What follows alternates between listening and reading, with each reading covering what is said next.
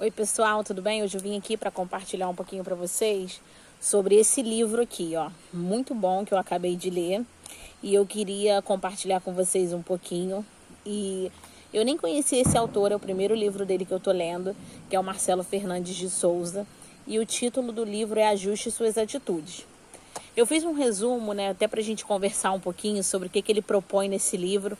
Eu particularmente gostei muito, achei que é uma leitura muito leve, muito boa para ser lida, uma reflexão em tanto na nossa vida. Anotei até alguns pontos aqui nas minhas anotações sobre coisas que eu achei importantes que eu tirei do livro e queria compartilhar. E prepare-se, porque se você for fazer posteriormente a leitura, esse livro vai ser muito edificante para você. Vai ser assim, realmente um ajuste não só de atitude, mas como de rota, porque muda muita coisa.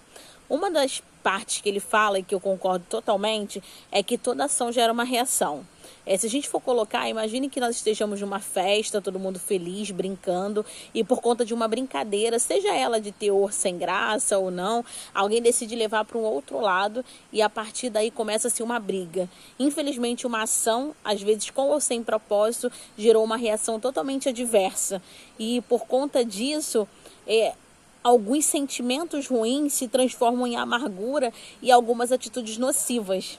Então ele fala muito esse parâmetro sobre se nós queremos saber se estamos evoluindo na vida, é balizar a vontade de Deus com os resultados da nossa vida. Se estiver subindo para a próxima vontade de Deus, nós estamos em sucesso, em desenvolvimento. Se está descendo, nós estamos um pouco distante daquilo.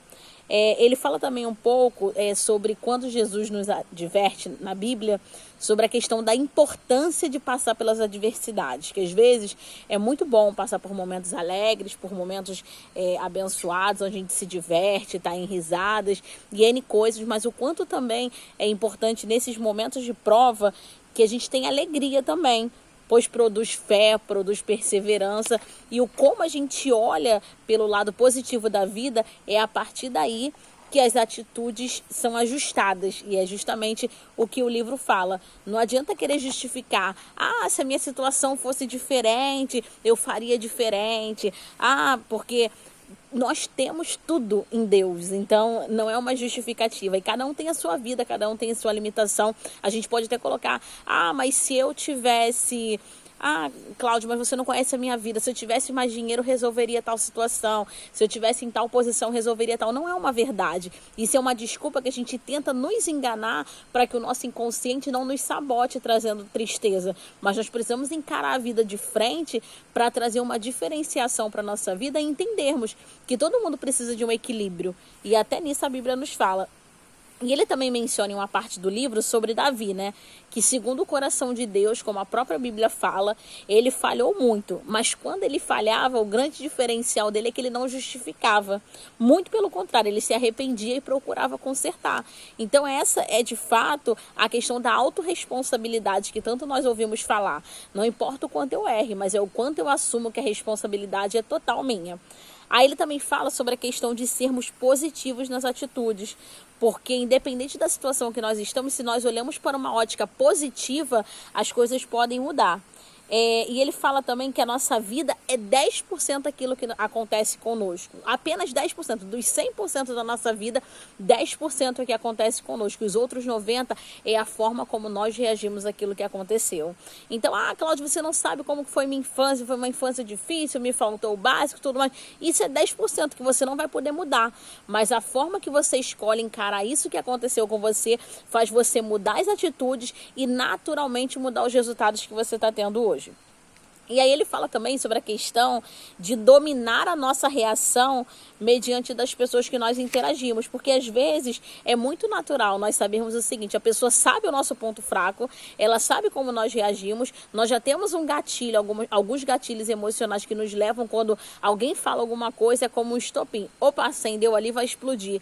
E se nós mudarmos isso, naturalmente as nossas integrações sociais vão evoluir muito. E as nossas atitudes revelam verdadeiramente o nosso eu.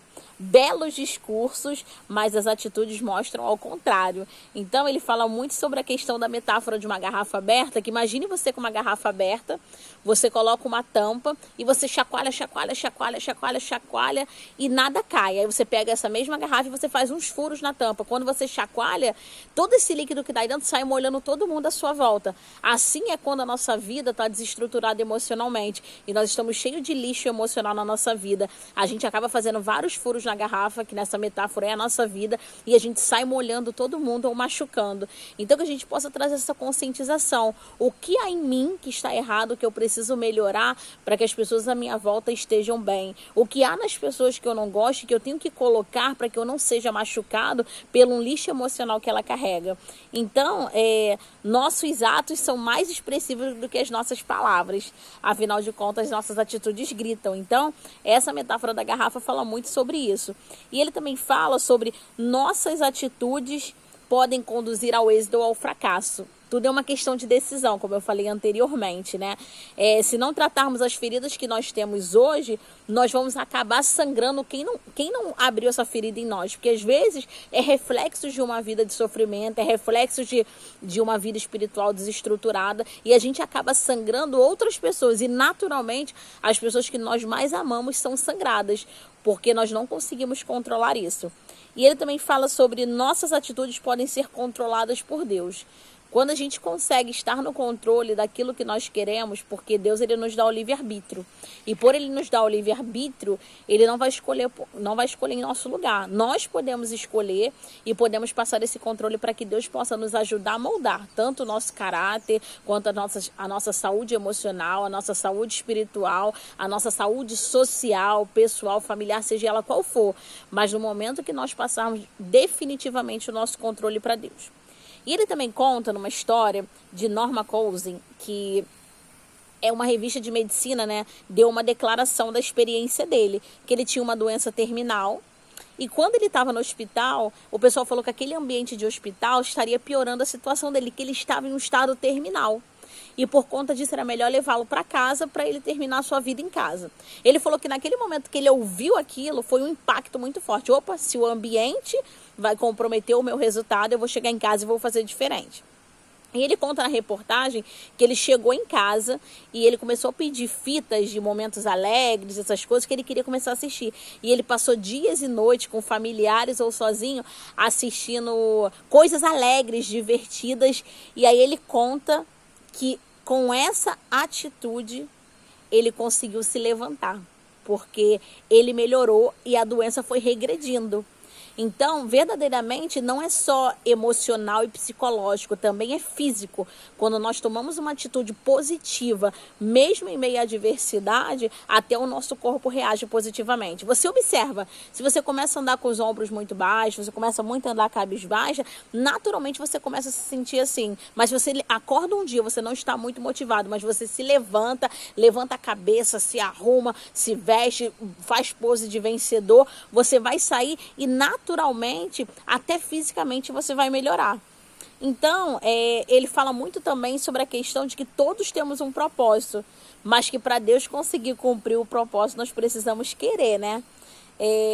E aí ele fala sobre essa questão de que se você não serve o próximo, você nunca vai ser feliz, porque o nosso objetivo não pode apenas ser ser servido. Ser servido faz parte do processo, mas servir também é tão importante quanto. E ele fala sobre essa questão de que às vezes a gente vai para uma igreja e fala: ah, não, eu não vou ficar aqui porque o departamento infantil é muito ruim. E ele fala, e às vezes a própria pessoa que está falando isso, ela consegue ter essa avaliação porque ela é muito boa naquele departamento. E por que ela não entra para poder ajudar, trazer as melhorias que ela gostaria que tivesse? Porque ela prefere ser servida do que servir.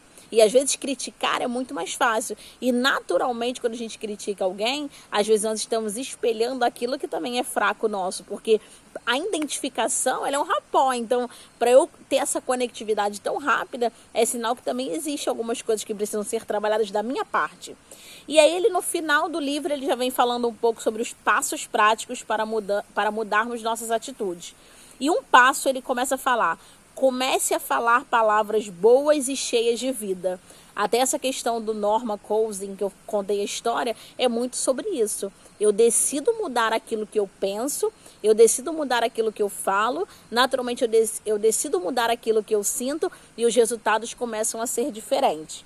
E ele também fala para descubra o lado bom das circunstâncias. A gente sempre tem a tendência de supervalorizar o lado negativo da história, mas se a gente começar a colocar energia, colocar tempo para valorizar o lado positivo da situação, nós vamos conseguir ter um êxito maior e até a nossa versão de crescimento, de aumento de capacidade intelectual vai desenvolver. E no final ele fala sobre dominar os pensamentos. Porque tudo começa pela mentalidade, né? Nós estamos em um século XXI onde a informação está muito espalhada. E pela informação estar espalhada, nós sabemos mais do que nunca de que a mentalidade faz toda a diferença na nossa vida. E por último, eu queria só compartilhar uma história que ele compartilha no livro, que eu achei muito interessante, sobre o Titanic. Que naquela época foi avisado que existiam icebergs no caminho. E se há 30 segundos antes essa informação tivesse chegado, poderia ter mudado todo o rumo daquela história. Inclusive o acidente poderia ter sido evitado. Mas às vezes a gente recebe algumas informações e não queremos digerir, porque naquele sentido é uma negativa ou é uma ressalva que nós não queremos ouvir, porque a gente está acreditando na visão. Então os icebergs da vida não vão poder ser evitados, eles vão acontecer, porque eu preciso focar naquilo que eu controlo.